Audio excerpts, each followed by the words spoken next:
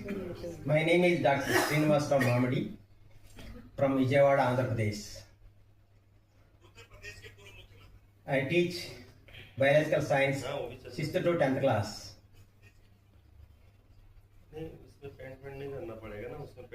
Now,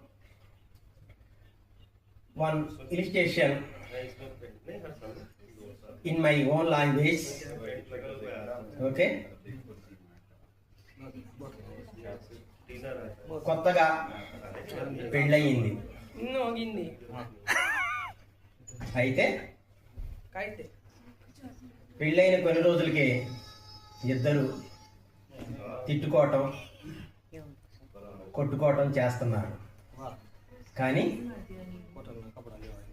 మరి తను ఏం చేసిందంటే వాళ్ళ అమ్మగారికి ఫోన్ చేసి, మమ్మీ నన్ను తిడుతున్నాడు మీ అల్లుడు గారు అని చెప్పగానే తను వెంటనే నువ్వు వాడు ఉండాల్సిన అవసరం లేదు, బ్యాగ్ సర్దుకొని వచ్చేసేయి అని చెప్పిందంట.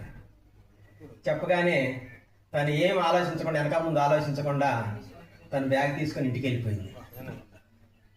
వెళ్ళిన ఒక నెల రోజుల తర్వాత అలాగంట స్క్రీన్ కట్ చేస్తే ఏమైంది, 1 month తర్వాత ఇద్దరి మధ్యలో ఉన్న కోపతాపాలన్నీ కూడా తగ్గినాయి.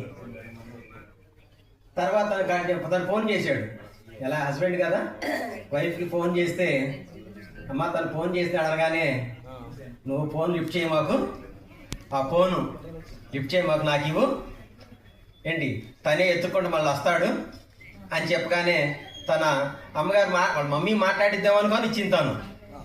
కానీ తనేం చేసింది, వాళ్ళ మమ్మీ ఫోన్ కట్ చేసింది.